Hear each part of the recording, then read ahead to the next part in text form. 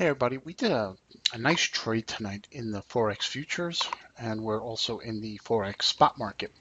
But I wanted to go over what I was looking at in the Forex futures market. First off, the higher time frame had set up for us. It set up basically a Gartley pattern from this swing. So we had this beautiful pattern. Now, if we look at the Forex futures, this is the Japanese yen, it's inverse. Okay. So it's basically inverse. Let me just remove this. So what we're doing is we're looking for this to turn down. All right.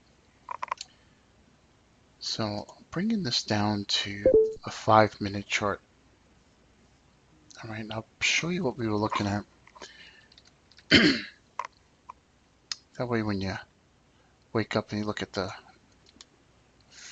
profits in your system, in your signal system, you know what we're looking at. Okay. So always looking at patterns. So let's take a look at the pattern here. Okay, we have a swing here. It's a 1272 of this extension. We're gonna just remove this, right?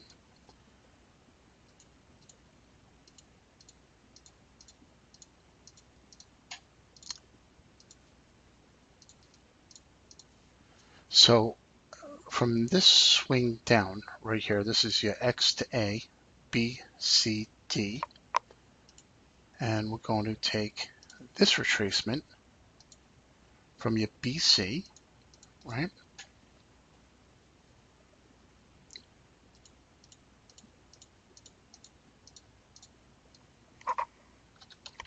Now I did this on my work as we had it at the time, so I'm just showing you what we did on the actual trade. All right, we just remove this. Okay, we can see the two ratios. You have an X. Let me just draw this in here. All right, there we go. Oops.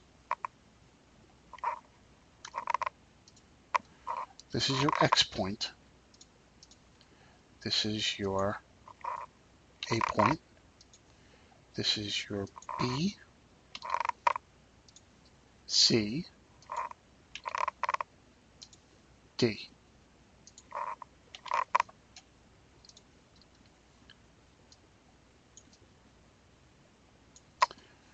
All right, and up in this area, we took a short on the Forex futures, and we took this first swing down.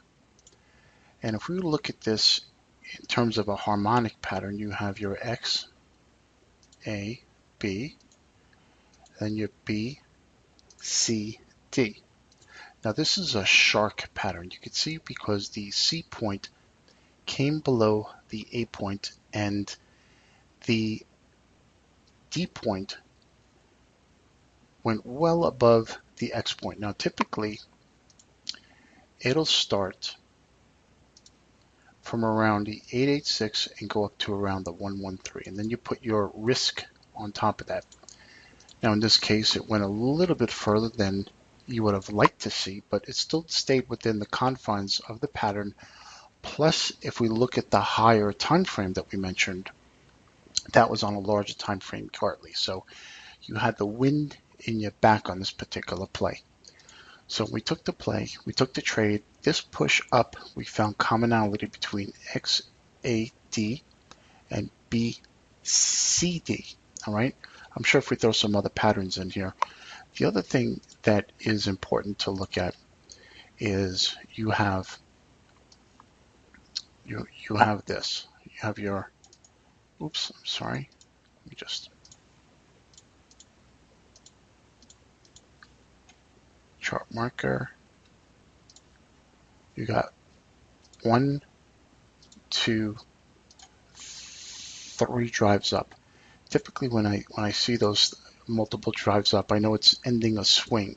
Although this is not an Elliott type of 3 drives up, you still get those 3 drives nonetheless, and that's telling you something. But I basically was looking at the larger time frame harmonic and the shorter time frame harmonic working together and give us that first flush to the downside. We kicked it out, and Now we proceed and watch the higher time frame on the spot. Now this is the futures. It's inverse to the spot market. All right, and let me put the spot market up one more time. All right, I'm going to change this to spot market.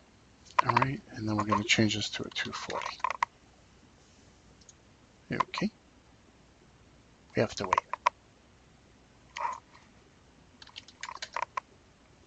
Okay, so essentially we have that large time frame 240-minute at work. It didn't come down as deep as we wanted to on this Gartley, but nonetheless we did take the short-term pattern, caught some money, and we have some trades going on in the longer term Japanese yen also. But this is inverse to the futures market. This is a spot market, and I hope the video helped you out. Rock and roll.